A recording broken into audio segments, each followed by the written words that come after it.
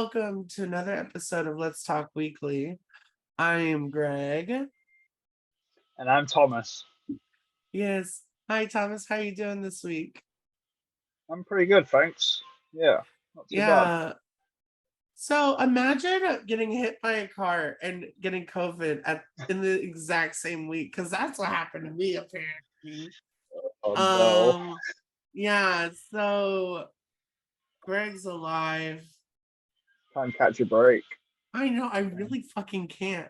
Whoever is writing this show needs to be fired. But yeah, also you're probably wondering where Josie is. Josie was feeling under the weather, so Josie will be back next week. It's okay. So yeah, today we will be talking about ice. And no, it's not the ice cubes that you put in your water. It's the what's it called? Immigration and Customs Enforcement or something like that. Yeah, I always forget what the acronym is. But today we're going to be discussing about abolishing ICE and what that means and what our take is. Before we do have that conversation, um before we have that conversation, I don't know why I said it like that. I want to show you a um clip.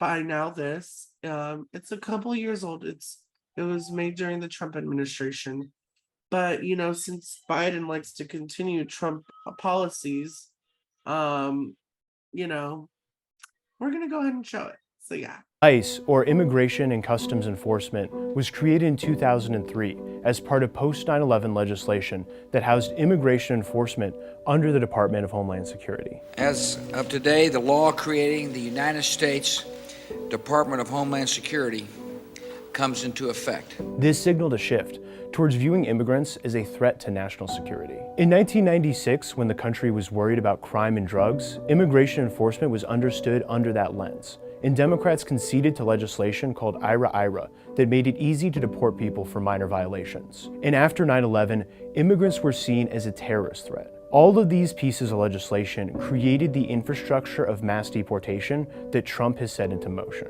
These aren't people. These are animals, and we're taking them out of the country at a level and at a rate that's never happened before. He and Stephen Miller believe that through aggressive immigration enforcement against long-term residents of this country, they can terrorize people into self-deporting. As part of that strategy, ICE is detaining journalists like Manuel Duran and undermining elected politicians like Libby Schaaf. I would recommend that you look into obstruction of justice for the mayor of Oakland, California, Jeff. We need to abolish ICE. We need to stop deporting people for what is fundamentally the civil violation of being in this country without documentation. We choose as a society what is criminalized and how those laws are enforced. We don't have a militarized police force to prosecute financial crimes because the people who commit those crimes are powerful white men. We have to dismantle not just ICE, but the thousands of small offenses that put people on ICE's radar. From marijuana possession to turnstile jumping, people enter into ICE's net through overcriminalization. So I focused on a woman named Laura who had been living in the US for a very long time. She was driving home one night in Texas. She was pulled over by a local cop, and he decided when he learned she was undocumented to turn her over to Border Patrol. She knew she had a violent husband back in Mexico who had been threatening to kill her if she was ever sent back. And in fact, that is exactly what happened. She was sent back across the bridge, and a week later she was found dead. Deportation is a fate next to death, but in this country, we have routinized it.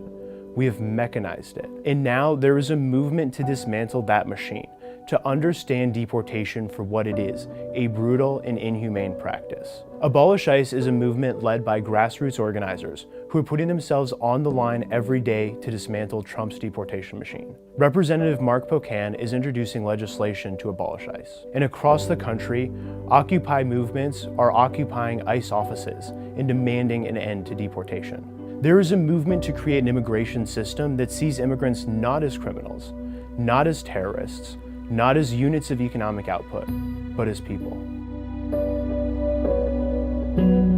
I really liked that video, and I wanted to show it to the audience because it's still very relevant to today. We still have detention centers on the border of of our southern border. And Title 42 is still being upheld under the Biden administration. It's still something that is being practiced. What the video didn't do, unfortunately, was address that these policies were written under the Obama administration. You know, Obama was, considered the deporter in chief. You know, there was, we all remember that primary debate where, the protesters chanted 3 million deportations and held Biden accountable, and we still need to hold Biden accountable today. But yeah, I gave my little spiel. But Thomas, go ahead and give me yours. I mean, that video showed George Bush was in his administration was the one that created ICE initially, and you're absolutely right that successive presidencies have just kept going with this policy of enforcement that is just borderline. I mean, I say borderline. It's human rights violations. It's just insurmountable. The amount of terror and despair it's put on people and families. And you're absolutely right that Obama was the renowned for being a deporter in chief. And Trump essentially just continued the same policies of Barack Obama. And Biden also, in fact, in 2021, of February of 2021, Biden has deported over 20,000 people to Haiti alone.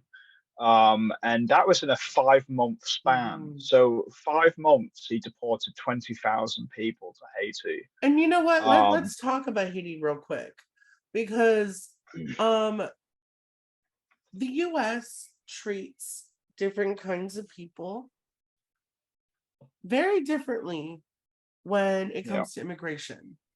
For example, the Cubans had a great time coming to this country.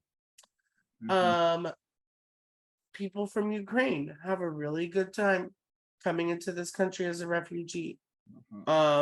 We had people from Afghanistan come, when we pulled out our troops from Afghanistan. But it turns out that the brown people have a harder time getting into this country. Which, by the way, the only reason why they're fleeing their countries is because of U.S. intervention. We've talked about that on the show before. So, we're going into other people's businesses, and we're going to other people's countries and getting to other people's business and causing the reason why they have to leave their country. And now we're complaining that they're coming over here. And they pick and choose. They really do. They pick and choose who they want to help. And it's disgusting. Yeah, it's ICE. Unfortunately, is a reflection of America's prison industry. It's very much an extension on the internal prison industry that America is also seeing horrendous, not just horrendous conditions, but also again severe human rights violations. In fact, the British government during the Julian Assange case to extradite him to the United States actually referenced the fact that America's prisons are human rights, are notoriously human rights abusers, and were actually weighing up the idea of not extraditing Julian Assange to the United States purely on the fact that United States prisons would probably kill him because of how utterly abusive and terrible the American prison system is. Well, yeah, because I'm so sorry. I was just gonna say that, when you have a prison system in a country that only has about 13% of the world population or something like that, but has 25% of the world's prison population, I'm probably off with those numbers, but they're pretty close to those numbers. And that's a problem right there. And you're right. It's an extension of our prison system. You know, we're trying, ever since we made slavery illegal, I say it with air quotes because the 13th Amendment did do that. It just changed it to the prison system. You know, it's just finding more ways of turning people into profit. It really is at the end of the day. You know, call it slavery, call it genocide. It's still the same thing. Yeah. And you know, like, you know, gone are the days of don't I'm sorry, I'm unsure on the exact presidency, but I remember my and this is personal because this is my wife's father initially worked the fields. He was a farm picker. And the way that he was granted American citizenship was through a program, I believe it was Nixon, that gave all farm workers, if they worked a certain amount of years in the fields, it was a pathway to citizenship. It was almost like a public service to get citizenship. What year was it? And that was, I believe it's the Nixon administration. I cannot, I'd have to talk to her father again about the specifics. But you know, that was a, you know, look, I'm not really okay with the idea of like you have to give yourself public service in order to, you know, but gone are the days where that's even remotely possible.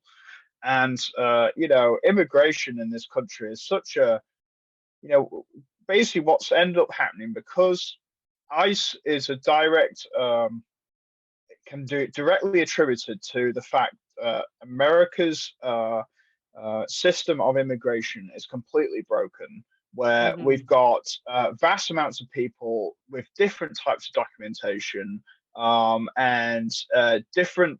It's become like a hierarchy of documentation, and so now because it's such a mess. And because America is so insular in its policies and it likes to blame everything on the outsider, it's just become you know, America's foreign policy, let's put it that way. It's just America's way of shifting the blame, and Americans, like I said, they tend to attack groups of people and shift all the blame onto those groups of people for the country's problems. Yeah. You know, it just it breaks my heart because, you know, we have a literal statue that says bring in you're tired, you're hungry, and you're poor. And then this is what we do. You know, if we wanted to be the best country in the world, yeah, we would be helping, like actually helping countries around the world and not doing regime change wars because that's what's bringing them in the first place. And now not just that, but now we have a climate crisis that's going to be the probably soon the number one reason why people are going to be migrating. It's because they're going to be displaced. I believe it's like 30 million people were displaced in Pakistan because of flooding. Well, we saw it even earlier now. We saw it with Greece. When they had the wildfires that people literally had to move to different parts of the country and some people entirely to a different country. So this is nothing new, and I think the problem is that we this is particularly with the West and Western countries, not just the United States, because of the history of colonialism and the fact that we've become so insular. And it's almost like we're just repeating history in this way, where countries are becoming more nationalistic because things are going wrong internally. Nationalism in Europe, what could go wrong? Yeah, so we haven't seen that before. Yeah. But you know, at one point, you know, you made that good point about America being, you know, give us your tide, give us your, you know, your true. And at one point, I do believe that was, you know, after the Second World War, Mhm. there was a rebuild movement. And particularly Europe also is a big rebuild movement, and I think that was why the European Union came about as a way to make Mhm. movement easier, to make the rebuild a possibility. And I think, like I said, the problem is that we have it's people's severe hatred of immigrants. It's a case of people telling Mhm. other people to look over there with the issues in Mhm. society. And Yeah. I've said to people, I keep saying to people, you're closer to being the immigrant that's on a dinghy boat than you are to being a billionaire, and that's completely Yeah. true, particularly with the Well, climate crisis. here's the thing. So, I remember this is not too off topic, but they use immigration also as a way of keeping us divided, you know, Hmm. and like the whole concept of whiteness really like came about like once the slave trade started because they Hmm. knew that the poor plus the people of color that they're oppressing would unite and rebel. So they gave this Hmm. thing called whiteness to the poor white people. Basically saying you're just like us, you know, like, Right, right, you know, it's them that you need to worry about. They're after your jobs. And it's just yeah. it's a way of keeping us divided. It really, really is. Hmm. You know, like for example, you know, you see it amongst Europeans because you know you have the English fighting the Irish and everyone hates Italians and you know like it's all that you know you've seen it Hmm. a lot especially in like New York neighborhoods, you know, for example, Yeah, you know. yeah. But you know, once it started to change, they needed to, you know, make sure the poor isn't uprising the rich. They keep us divided. Yeah, It's a clear tactic. But yeah, yeah, give me your thoughts on that. I don't know. yeah. But no, I agree. It is a tactic used by, and that's why I think America went in the trajectory that it did. I mean, obviously, its history had a big play on the reality of the situation of why America moves in the way that it does. But like I said, it wasn't always the case that they were so utterly brutal and terrible to immigrants. That Mhm. wasn't always. Look, America doesn't have a very shiny record on human rights, Yeah, they but literally had a it, bill called the Chinese Exclusion Act. that's Like, what I'm saying. So but the reality is that when push comes to shove, and we need people to rally around a common cause, hate has always been a very good way to do that.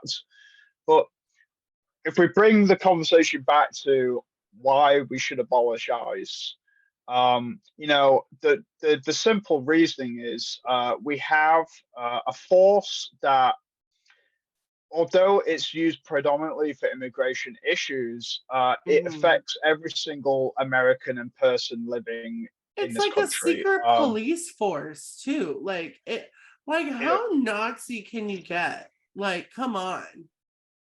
you know, and we had the stories of ICE performing hysterectomies on people with that without the consent. We had the stories during COVID where Well, they were leaving people in cages to literally mm, die.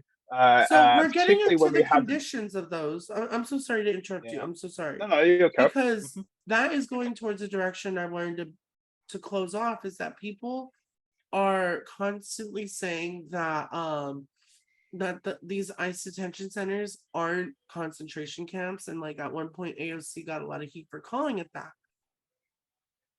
You're literally naming the conditions of a concentration camp. Mhm. So please continue. I'm so sorry. I just wanted to make that No, point. no, I was going to say, there's so many instances I can point to. Like, for example, when the Texas had the big freeze, and Mhm. there were ICE detention camps that were affected by it, where people in those camps died because they froze to death because it was so cold and they had no heating. And it's just Mhm. like I said, a lot of this is reflective on America's prison industry and the way that it Mhm. treats its own people. We should not be surprised that they would also treat people outside. If they treat people like this inside of America, they're going to treat people like this that they deem foreigners Mhm. or outsiders as Yeah. well. But I think uh, if Americans want this semblance of freedom or they want this semblance of safety, it's not going to come from a Mhm. force like ICE. It's not going to come from a force that abuses and literally kills Mhm. thousands of people. Look, we all know that we need a strong border.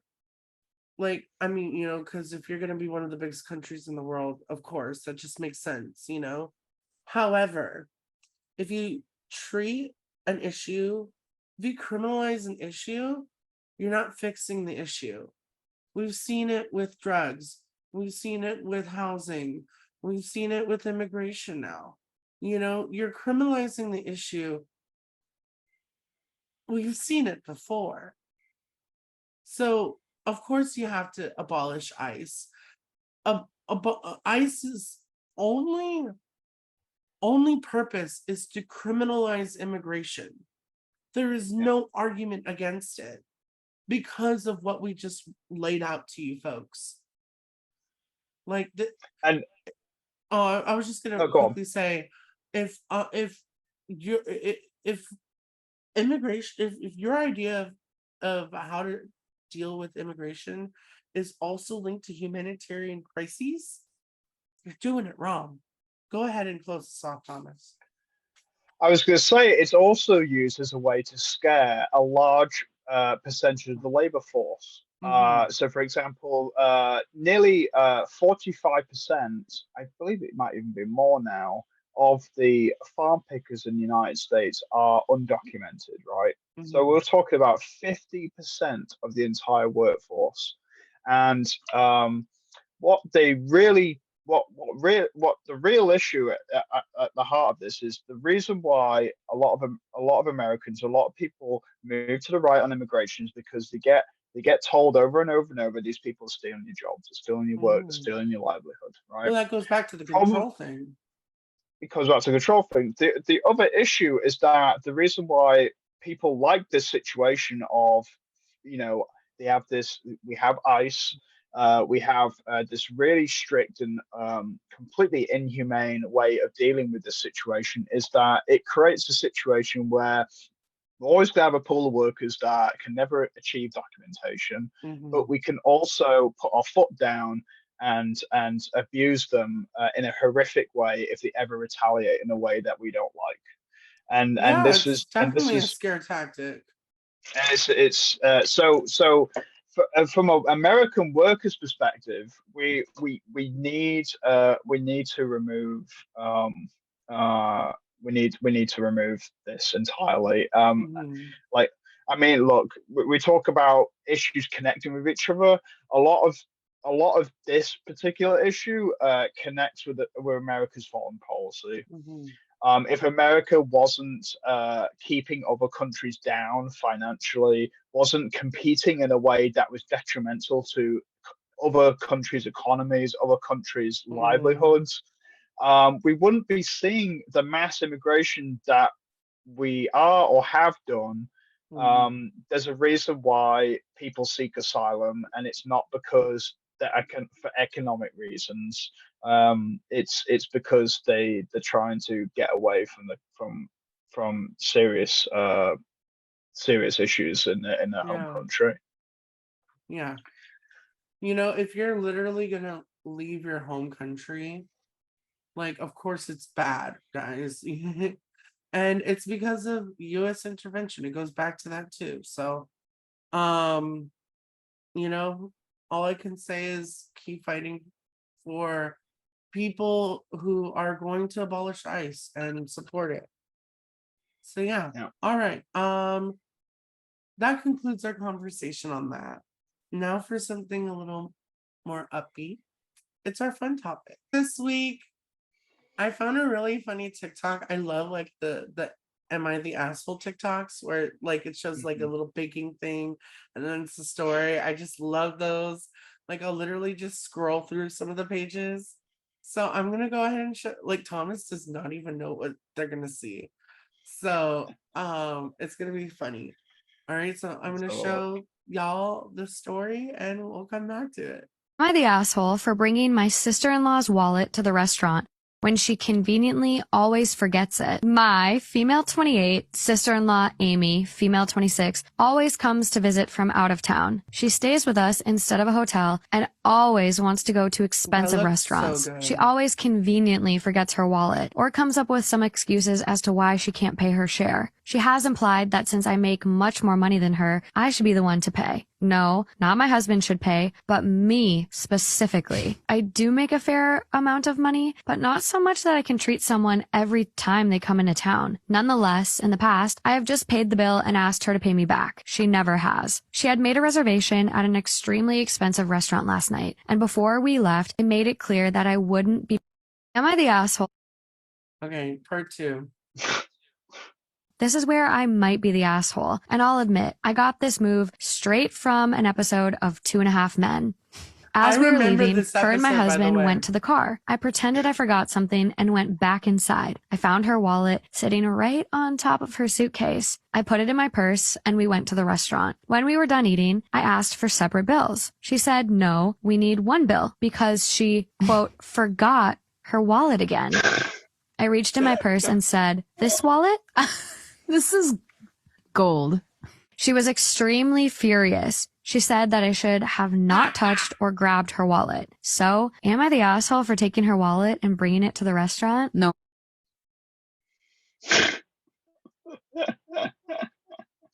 Thomas, is she the asshole? Look, I don't think so. No, I don't think so. Absolutely I mean, not. I'd love to be just a fly on the wall in that situation. That'd be pretty funny. Just to see the reaction. Oh my god, but literally. look, I don't know. Like, look, there are like if you're somebody who does make like a lot, like for example, like if it's a situation where you make a lot of money and you're inviting someone to eat out and it's always at a place that's extremely unaffordable for the other person, like there's a conversation But that's to be not what had was about, like, happening. that's exactly that's She not what it's was making That's what I'm the saying. appointment. just to get a free lunch. Like, girl, no. First of all, if someone is inviting me to lunch and they ask me where I want to go, I try to think of the cheapest place possible because they're inviting me to lunch, you know? Yeah. And like, and then they're like, obviously they're probably gonna say no because they're like, nah, bitch, you know, it's really my treat or something like that. Or if not, that's cool too. You know, you're inviting me to lunch, you know? Yeah. But don't take advantage of someone like that. Like, that's just purely taking advantage of someone. Like, you know? Oh no. Like, when I can, I love to spoil my friends and people that I love, you know? I love to, you know? But that's just shitty. Like, she was not the asshole. I would have done, and I remember that episode of 2.5 Men, and it was Alan's bitch ass who is that's always right. forgetting his wallet. Like, so bitches out there, don't be bitches. Like, come on, you know, like it's the entitlement of her. Like, let's go to somewhere fancy, but you're also gonna have to fucking pay for it. That is fucked up. It's so funny. Like, if I got caught, like, I never do it, but if I got caught, like, someone had, I said I forgot my wallet, and then they said, "Oh, you mean this wallet?" I wouldn't then be angry that you had my wallet. Like, I'd be like, I wouldn't even try and feign like some sort of like turn it around. like, I'd oh be my like, just take god. the L. Just take the Literally, L. you take the fucking L. Like, no, the secondhand embarrassment though, like my heart would have fell out of my ass. Like, my heart would have fell out of my ass. But like I said, don't be bitches, folks. All right, well, that concludes another episode of Let's Talk Weekly. I'm Greg. And I'm Thomas. And we will never get that right. Okay, folks, we'll see you next week. Bye-bye.